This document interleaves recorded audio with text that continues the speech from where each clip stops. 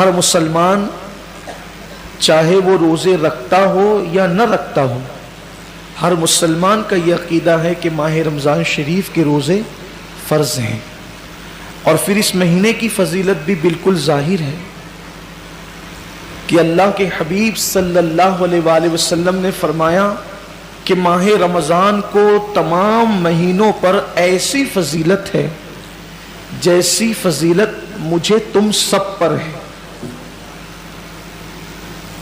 حضور سے بڑھ کر فضیلت والا کوئی نہیں۔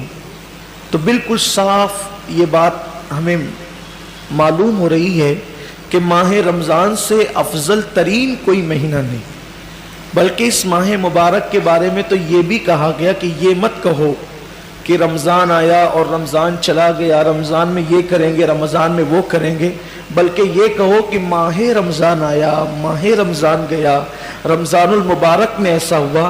یعنی اس کا نام ایسے ہی مت لو کہ رمضان آیا رمضان ہے، اس کا نام احترام سے لو۔ ماہ رمضان آیا، رمضان المبارک آیا، رمضان کریم آیا، یعنی اس کا ادب اللہ کے حبیب صلی اللہ علیہ وآلہ وسلم نے، صحابہ نے اور امت کے اکابرین نے ہمیں سکھایا۔ اور پھر اس کی وہ پہلی رات جس میں آسمانوں کے دروازے کھلتے ہیں، آپ نے کثرت سے سنا ہے، صرف میں اشارے دے کر اپنے عنوان کی طرف آپ کو لے جانا چاہتا ہوں کہ آسمان کے دروازے کھلتے ہیں، رحمتوں کے دروازے کھلتے ہیں، جنت کے دروازے کھلتے ہیں۔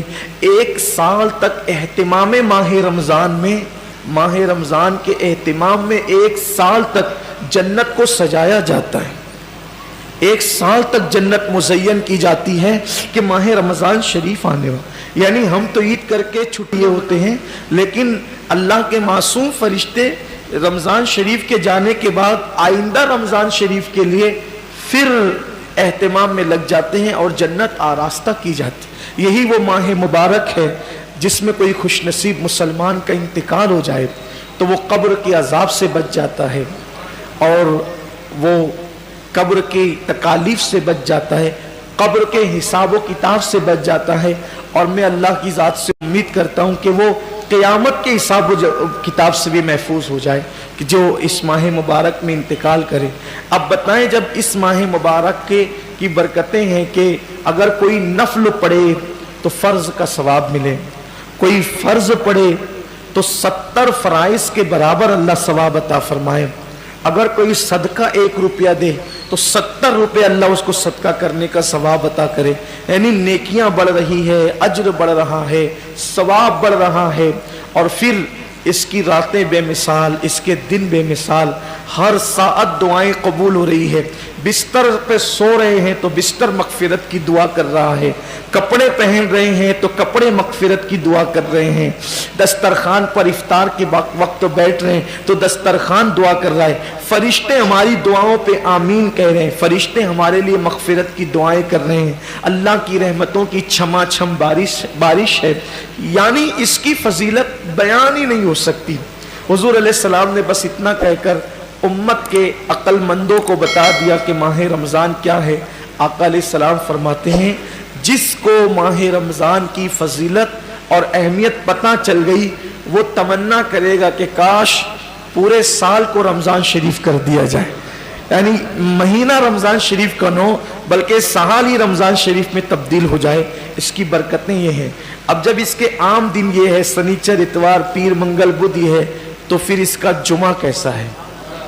پھر اس کا جمعہ کیسا ہے؟ جیسے ہی جمعرات کا سورج غروب ہوتا ہے اور جمعہ کا چاند گویا طلوع ہوتا ہے، ہر سیکنڈ، ہر لمحہ 60,000 جہنمیوں کی مغفرت کی جاتی ہے۔ یعنی ایسے لوگ جن کے نام جہنم کے رجسٹر میں لکھ دیے گئے، یہ جہنم میں جائے گا، یہ جہنم میں جائے گا، یہ جہنم، ایسے لوگوں کو اللہ کہتا ہے انہیں بخش دیا، انہیں بخش دیا۔ کتنے لوگ؟ ایک لمحے میں 60,000 لوگ۔ اب وہ پورے غروب سے لے کر غروب تک کتنے گھنٹے ہوتے ہیں؟ 24 گھنٹے۔ اب اس میں ہر سیکنڈ گویا ہر لمحہ 60,000 بخشے جاتے ہیں۔ لیکن جب جمعہ کا آخری سیکنڈ، آخری لمحہ آتا ہے، سورج غروب کا وہ آخری وقت آتا ہے، تو اللہ نے 24، صرف سمجھانے کے لیے کہہ رہا ہوں، اللہ نے 23 گھنٹے 59 سیکنڈ میں اللہ نے, حالانکہ یہ سیکنڈوں کا حساب حدیث میں نہیں ہے لیکن اپنے دور کے حساب سے سمجھا رہا ہوں, اس میں لمحات کا ذکر ہے, ساعتوں کا ذکر ہے, صرف سمجھانے کے لیے کہ اللہ نے 23 گھنٹے 59 سیکنڈ میں, ہر سیکنڈ میں 60 ہزار بخشا, تو 23 گھنٹے 59 سیکنڈ میں کتنے بخشا؟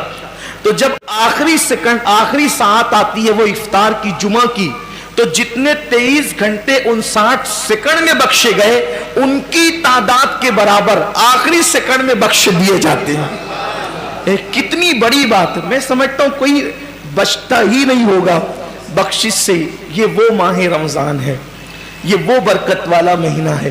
لیکن کتنے کم نصیب ہے وہ لوگ جو لوگ گرمی کا بہانہ کر کے, جو لوگ بیماری کا بہانہ کر کے, جو لوگ کاروبار کا بہانہ کر کے کہتے ہیں کہ میں روزہ نہیں رکھ سکتا. دھوپ کتنی ہے مولانا, کتنی دھوپ ہے, میں روزہ نہیں رکھ سکتا. گرمی کی شدت کتنی ہے, میں روزہ نہیں رکھ سکتا. میں بیمار ہوں. کیا بیماری ہے؟ بخار آ گیا. کیا بیماری ہے؟ پیٹ میں درد ہوتا, بھوکا رہتا. کیا مسئلہ ہے؟ گٹکے کے بغیر زندہ نہیں رہ سکتا.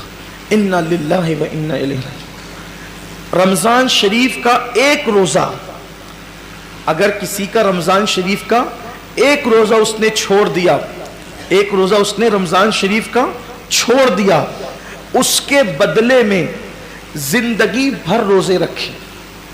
یہ میں نہیں کہہ رہا ہوں, یہ ہماری کتابوں میں لکھا ہوا ہے, اسلامی کتب میں, اہل سنت کی کتب میں, کتب فقہ میں, کتب احادیث میں لکھا ہوا ہے کہ جس نے ماہ رمضان شریف کا ایک روزہ چھوڑ دیا پھر اب پوری زندگی روزے رکھتا رہا اس کے بدلے میں, تو جو فضیلت رمضان شریف میں ایک روزہ رکھنے کی تھی پوری زندگی کے روزے رکھ کر بھی اس ایک روزے کی فضیلت کو نہیں پا سکتا. ایک روزے کی فضیلت کو زندگی بھر کے روزے, بھئی وہ کفارہ, قضا, یہ تو سب فقہی اعتبار سے ادا ہو گیا اس کے بدلے, لیکن فضیلت کی بات ہو رہی ہے کہ اس کی فضیلت جو ماہ رمضان شریف کے روزے کی ہے وہ نہیں پا سکتا. زندگی بھر رکھ لے اور پھر ان کے جبڑے جو آگ کی کینچی سے کاٹے جائیں گے جنہوں نے روزے نہیں رکھے ہوں گے. بڑا دردناک عذاب ہے جنہوں نے روزے نہیں رکھے ہوں گے. یہ گرمی کا بہانہ کچھ نہیں, یہ سب لنگڑے لولے بہانے, بیماری کا بہانہ کچھ نہیں, کوئی بیماری نہیں. ڈاکٹر صحیح کہہ رہا ہے یا اللہ کے رسول کا فرمان صحیح ہے؟ سرکار ابد قرار صلی اللہ علیہ وسلم فرماتے ہیں روزہ رکھو صحت مند ہو جاؤ گی. یعنی روزے میں بیماری نہیں ہے, روزے میں شفا ہے, روزے میں شفا ہے. آپ دیکھیں اکثر بیماریوں میں ڈاکٹر کہتا ہے کہ کھانے سے پرہیز کرو, کم کھاؤ. بیمار ہو تو اس کو اناج مت دو, بہت ساری بیماریاں جس میں کہتے ہیں اناج مت دو. روزے میں کیا ہے؟ بھوکا ہی تو رکھا جا رہا ہے, پیاسا ہی تو بھوکا اور پیاسا رہنے سے کوئی مرتا نہیں, بیماری بڑھتی نہیں بلکہ بیماری کنٹرول ہوتی ہے. بلکہ اللہ عز و جل نے انسان کے جسم میں ایسی چیزیں پیدا کی ہے کہ جب وہ بھوکا رہتا ہے, صرف بھوکا رہتا ہے, تو بھوک کے وقت تو وہ کچھ مخصوص مادے نکلتے ہیں جو انسان کی صحت کے لیے بے پناہ مفید ہے اور اس سے کوئی بیماری نہیں. مجھے اچھی طرح یاد ہے میری والدہ کا آپریشن تھا مالیگاؤں کے کھڈی کے غیر مسلم ڈاکٹر کے یہاں, نام بھی لے سکتا ہوں لیکن چھوڑتا ہوں اس کو, تو اس کے یہاں. تو میں جب آپریشن کا بل پیڈ کرنے کے لیے گیا تو اس نے مجھے جب وہ چائے پیش کی تو میں نے سوچا کہ کہیں اس کا دل نہ دکھ جائے, تو مجھے کہنا پڑا کہ میں روزے سے ہوں. وہ کہا کہ رمضان شروع ہو گیا.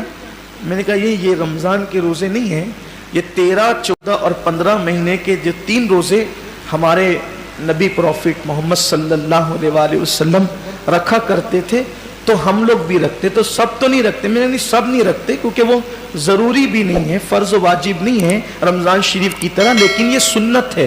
اور یہ ایسی سنت ہے کہ سفر میں بھی حضور علیہ السلام اس کو نہیں چھوڑتے تھے. اور ہمارے نبی صلی اللہ علیہ وسلم نے فرمایا کہ جو یہ روزے رکھے گا تو اس کے چہرہ آخری دن قیامت کے دن 14ویں رات کی چاند کی طرح چمکے گا. آپ کی دعاؤں سے میری عادت ہے، مسلم ہو یا غیر مسلم ہو، جب بھی کوئی ملتا ہے ایسا تو پھر ہم اپنا سودا کھول کے بیٹھ جاتے ہیں، کیونکہ ہر دکاندار چاہتا ہے نا کہ اپنا سودا بکے، تو اپنی عادت ہی ہے کہ بتا دے، پھر اللہ کی مدد۔ وہ اس کا چہرہ چمک اٹھا، یہ بات سن کر اس کا چہرہ چمک گیا۔ اس نے کہا مولانا صاحب یہ تو آپ کا مذہبی معاملہ ہے، لیکن یہ سائنس کہتی ہے کہ اگر مہینے میں 3 دن اس طرح سے اگر کوئی بھوکا رہے گا تو اس کا پیٹ واش ہو جائے گا، دھل جائے گا، صاف ہو جائے گا، اور پھر وہ کئی بیماریوں سے بچ جائے گا۔ فوراً میری زبان پہ حضور علیہ السلام کے لیے درود آ گیا کہ لوگ آج کہہ رہے ہیں میرے محبوب نے فرمایا کہ اس کو ہو سکے تو رکھو، اور بلکہ اس کو حضور نے سفر میں بھی نہیں چھوڑا۔ تو روزے کہنے کا مطلب یہ ہے، اللہ تعالیٰ ہم سب کو ریاکاری سے محفوظ رکھے۔ صرف ترغیب کے لیے میں نے عرض کیا کہ آج روزے پر تحقیق ہو رہی ہے، ریسرچ ہو رہی ہے کہ روزہ رکھنے سے بیماری نہیں بڑھتی بلکہ شفا ملتی ہے۔ ہاں، ایسا بیمار، واقعی ایسا بیمار جس کی بیماری اس درجے کو پہنچ گئی ہو کہ مسلم متشرع ڈاکٹرز کئی ایک مل کر یہ کہتے ہیں کہ روزہ آپ نہ رکھیں، کہیں ایک نہیں بلکہ کہیں ایک کہتے ہیں، تو تب اس کے لیے علماء نے ہمارے اجازت دی، وہ الگ بات ہے۔ لیکن یہ چھوٹی موٹی بیماریاں کہ سر درد ہو رہا ہے، پیٹ درد ہو رہا ہے، بخار آ گیا ہے، ایکسیڈنٹ ہو گیا، پیر میں چوٹ آ گئی ہے، ہاتھ ٹوٹ گیا ہے، ان بیماریوں کے اندر روزہ کیسے چھوڑے؟ روزہ کیونکہ روزہ اتنی آسانی سے، جو روزے کی برکت جانتا ہے نا، جو روزے کی فضیلت جانتا ہے، اللہ کے حبیب صلی اللہ علیہ وآلہ وسلم نے فرمایا کہ اللہ کا فرمان ہے کہ روزہ میرے لیے ہے، روزہ میرے لیے ہے، اور اللہ فرماتا ہے میں ہی اس کی جزا ہوں۔ روزہ میرے، یعنی ہر عمل کی جزا جنت ہو سکتی ہے، ہر عمل کی جزا جنت ہو سکتی ہے، روزے کی جزا ذات باری تعالیٰ ہے۔ یعنی کہ اللہ اکبر صرف سمجھانے کے لیے کہ کوئی بادشاہ کہہ دے کہ یہ کام کرو گے تو وہ شہر دے دوں گا، یہ کام کرو گے تو اتنی دولت دے دوں گا، یہ کام کرو گے دے دوں گا، یہ کام کرو گے تو اقتدار دے دوں گا، یہ کام کرو گے تو کوئی لقب دے دوں گا، یہ کام کرو گے تو کوئی خطاب دے دوں گا، لیکن ایک کام اتنا پسند ہے کہ اگر یہ کام تم کر کے آئے تو میں خود تمہارا ہو جاؤں گا۔ بادشاہ کہے کہ میں خود تمہارا ہو جاؤں گا۔ اللہ اکبر، سوچے نا ذرا پھر اس کام کی شان کیا ہے۔ اللہ کہتا ہے کہ روزہ میرے لیے ہے اور میں ہی اس کی جزا ہوں، میں ہی اس کی، مطلب کیا ہے؟ اب مطلب تو اللہ اس کا رسول اس کی مراد جانے، لیکن صوفیہ کہتے ہیں، روزے دار سے کہہ رہا ہے روزہ رکھ میں تیرا ہو جاؤں گا، روزہ رکھ میں تیرا ہو جاؤں گا۔ اور ایک روایت میں یوں بھی آیا ہے کہ جو روزہ رکھے گا، اس کا مطلب یہ ہے کہ میں ہی اس کی جزا ہوں، مطلب روزے دار کو اللہ اپنا دیدار کرائے گا، روزے داروں کو اللہ کا دیدار نصیب ہوگا۔ یہ تو باتیں تھی تمہید کے طور پر، لیکن یہ ساری فضیلت ان کو نصیب ہونا ہے جو روزے دار ہیں، ساری فضیلت ان کو نصیب ہونا ہے جو روزے دار ہیں۔ اب مقصد یہ ہے کہ انسان روزے دار ہونا چاہیے۔ آپ کہیں گے کہ کیا روزے دار لوگ ہیں، لیکن اب اس کی طرف دھیرے سے چلتے ہیں۔ ایک ہوتا ہے کوئی کام کرنا اور ایک ہوتا ہے اس کام کا حق ادا کرنا۔ قرآن کہتا ہے وَجَاهِدُوا فِي اللَّهِ حَقَّ جِهَادِهِ، اللہ کی راہ میں ایسی کوشش کرو جیسا کہ کوشش کرنے کا حق ہے۔ اب آقا کریم رؤوف الرحیم صلی اللہ علیہ وآلہ وسلم فرماتے ہیں کچھ روزے دار ایسے ہیں جن کو بھوک اور پیاس کے سوا کچھ ملتا ہی نہیں۔ کچھ روزے دار ایسے ہیں جن کو بھوک اور پیاس کے سوا کچھ نہیں ملتا، یعنی وہ صرف بھوکے پیاسے رہتے ہیں، نہ کوئی ثواب ملتا ہے، نہ کوئی اجر ملتا ہے، نہ کوئی برکت ملتی ہے۔ کیوں؟ اس کی وجہ یہ بیان کی گئی کہ وہ روزے میں گویا کہ روزے کا حق ادا نہیں کرتے۔ جیسے ہر چیز کا حق ہے نا، ماں باپ کے حقوق ہیں، بھائیوں کے حقوق ہیں، دوستوں کے حقوق ہیں، احبا کے حقوق ہیں، اقربا کے حقوق ہیں، حتیٰ کہ اگر ہم بس میں سفر کر رہے ہوں اور ہمارے بازو میں جو سیٹ پر بیٹھ جائے، ہم بس میں سفر کر رہے ہوں اور ہمارے بازو میں 10 منٹ کے لیے کوئی سیٹ پر بیٹھ جائے، 15 منٹ کے لیے سیٹ پر بیٹھ جائے، تو وہ بھی ہمارا پڑوسی ہو گیا۔ اسلام اس کے بھی حقوق بتاتا ہے۔ صرف اب آپ بتائیں کہ جو بس میں 10 منٹ کے لیے 5 منٹ کے لیے ہماری بازو کی سیٹ پر بیٹھ جائے، اسلام اس کے بھی حقوق بتاتا ہے، تو وہ روزہ جو خدا کا قریبی بنا دے، اللہ کا مقرب کر دے، وہ روزہ جس کی جزا ذات باری تعالیٰ ہو، وہ روزہ جس کے صدقے میں خدا کا دیدار نصیب ہوتا ہو، وہ روزے کی بھی تو کچھ حقوق ہوں گے نا۔